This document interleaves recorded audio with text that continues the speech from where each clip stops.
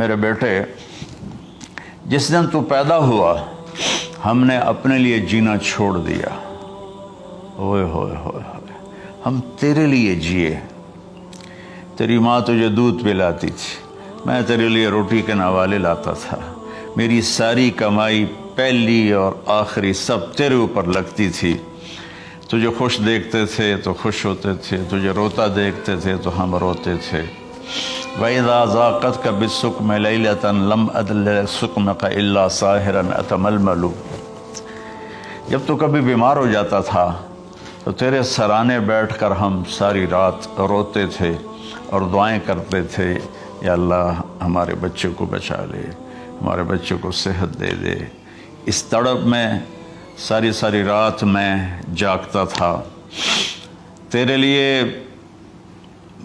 میں نے اپنا سب کچھ لگا دیا, اپنے لیے جینا چھوڑ دیا, اپنی خواہشات کو دبایا, تیری ہر خواہش کو پورا کیا. تجھے مسکرانے کے لیے, تجھے ہنسانے کے لیے میں دھکے دھوڑے کھاتا رہا. کبھی گرمی لو کی جھلسا دینے والی ریت اور کبھی سردی کے سرد ہوا کے تھپیڑے, لیکن میں ان دونوں سے گزرتا ہوا تجھے پالنے کی خاطر اپنے آپ کو کھپاتا رہا.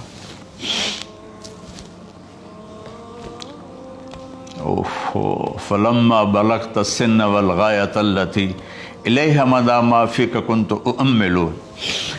بیٹا میں نے اپنے ہڈیوں کا رس بھی تیرے اندر ڈال دیا. صرف کمائی نہیں, میں نے اپنے ہڈیوں کا رس تیرے اندر ڈالا. میں نے جو کچھ تھا تیرے اوپر قربان کیا. تجھے مسکراتا دیکھ کر میں اپنے غم بھولتا تھا, تجھے ہنستا دیکھ کر مجھے دکھ بھول جاتے تھے. اور پھر آہستہ آہستہ آہستہ میری ہڈیوں کا گودا, میری کمائی تیرے اندر گئی اور تو ایک خوبصورت درخت کی طرح بڑھتا چلا گیا, بڑھتا چلا گیا, بڑھتا چلا گیا, بڑھتا چلا گیا. اور میری بڑھاپے نے کمر جھکا دی اور میں جھکتا چلا گیا, جھکتا چلا گیا. میرا خیال تھا کہ جیسے میں اس کی انگلی پکڑ کے چلتا تھا, اب میری باری ہے, یہ میری انگلی پکڑ کے چلے گا. جیسے میں اسے سینے سے لگاتا تھا, پیار کرتا تھا, جھولے جھلاتا تھا, باغ میں لے جاتا تھا. یہ ساری اس کی تعبیرات کے اندر داخل ہیں, الفاظ میں نہیں ہیں. تو مجھے خیال آتا تھا جب میں بوڑھا ہو جاؤں گا نا تو میرا بیٹا بھی مجھے ایسے ہی لے کے پھرے گا, میرا بیٹا بھی میری سنے گا. یہ 100 دفعہ پوچھتا تھا یہ کیا ہے, اور میں ہر دفعہ جواب دیتا تھا یہ ہے. تو اب میں بوڑھاپے میں اس سے بات کروں گا, یہ میری بات سنے گا. میں اس کو نوالے کھلاتا تھا, یہ مجھے روٹی کھلائے گا. میں اس کا انگلی پکڑ کے چلتا تھا, یہ میرا ہاتھ پکڑ کے چلے گا. میری کمر بڑھاپے نے جھکا دی اور میں ایک خشک پیڑ کی طرح ہو گیا, اور جوانی نے تیری کمر کو سیدھا کیا اور تو ایک تر و تازہ درخت بن گیا.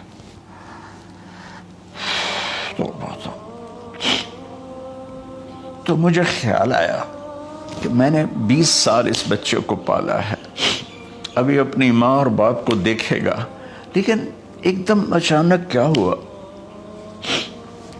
فلما بلغت السن والغایۃ التی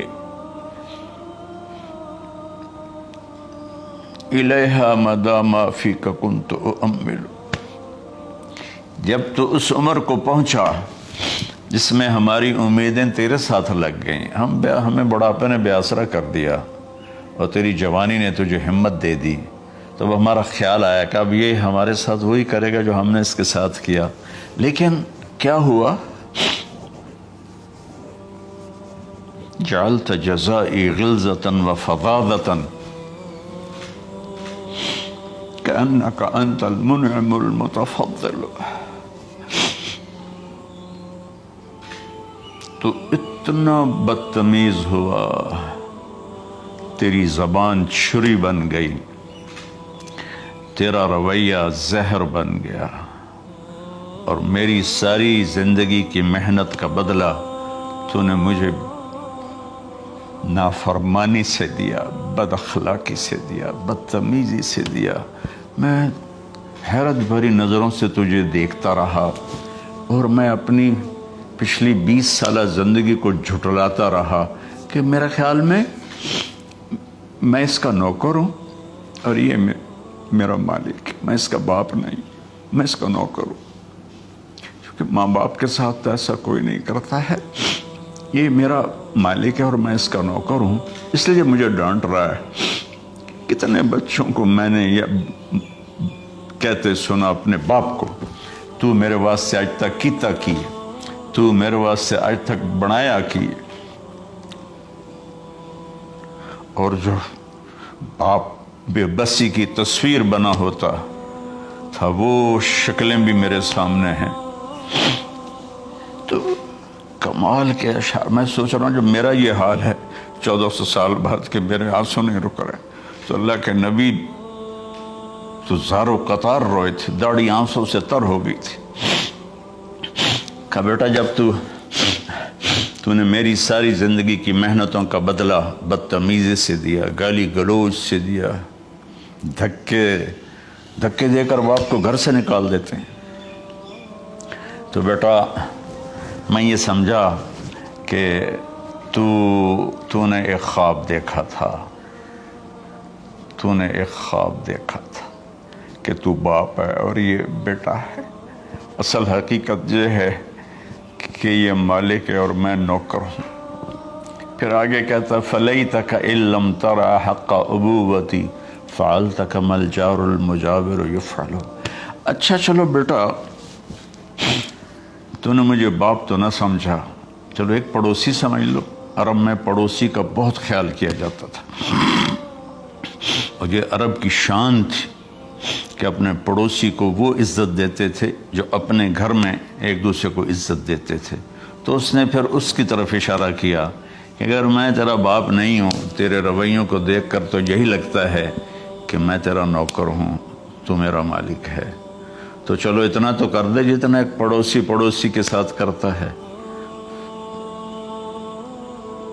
فَأَوْلَيْتَنِي حَقَّ الْجِوَارِ وَلَمْ تَكُنْ عَلَيَّ بِمَالٍ دُونَ مَالِكَ تَبْخَلُ۔ تو پڑوسی پر تو عرب خرچ کرتے ہیں، تو بھی تھوڑا سا میرے اوپر خرچ کر دیتا اور تو بخیل نہ بنتا، اور میرے خوابوں کو چکنا چور کر دیا، میری امیدوں پر پانی پھیر دیا، میرے بڑھاپے کو ذلت اور رسوائی میں بدل دیا۔ اچھا میرا پتر جا خوش رہو۔